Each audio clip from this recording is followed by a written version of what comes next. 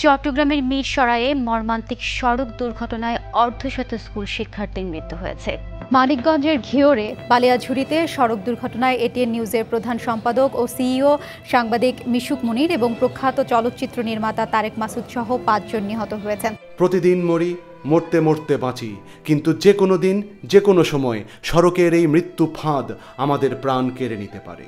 আসলে বাংলাদেশের life is chip. Life is very chip.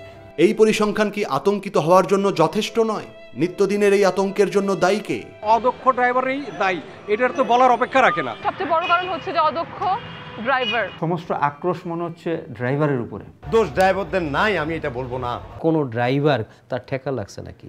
সে তো 24 ঘন্টা রাস্তায় থাকে, নিরাপত্তা দরকার তার।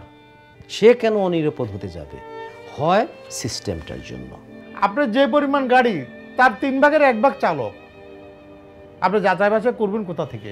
প্রতি বছর 1.5 লক্ষ গাড়ি নামছে, 1.5 লক্ষ চালক দরকার। বিআরটি নিজস্ব কোনো ড্রাইভিং ট্রেনিং ইনস্টিটিউট নেই। ড্রাইভাররা ট্রিপের উপরে পয়সা পায়, আবার ওই ট্রিপ ধরবো, এই এমন স্পিডে চালায়।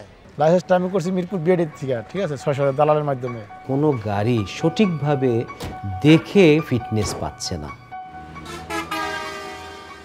1,80,000 কিলোমিটার রাস্তার মধ্যে 222টা বিপজ্জনক বাগ আছে। এখানে অ্যাক্সিডেন্ট যেহেতু বেশি হচ্ছে, এটি হচ্ছে ব্ল্যাক স্পট।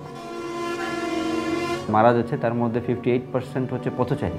ড্রাইভার দোষ অ্যাক্সিডেন্ট হইলো না আপনার পথচারীর কারণে হলো না রাস্তার কারণে হলো না অন্য কোনো কারণ হলো, সেটা আমাদের দেশে কেউ তদন্ত করেন না আর করতে চায়ও না। শুধু দোষ একটাই, ড্রাইভার।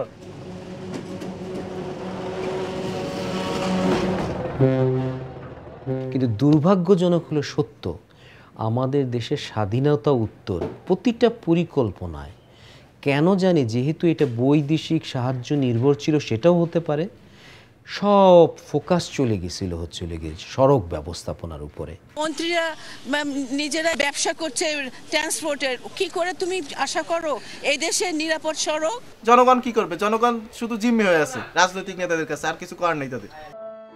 ভাঙাচোরা কেবল একটি চোখ, নিরীহ একটি চোখ, আহত একটি চোখ, ভালোবাসা ভরা একটি চোখে দেখে বুঝতে পারবো তুমি কাল পথিমধ্যে মারা গেছো। তোমার মৃত্যুর জন্য আমি কি তখন নিজেকেই দায়ী করব নাকি সভ্যতাকে?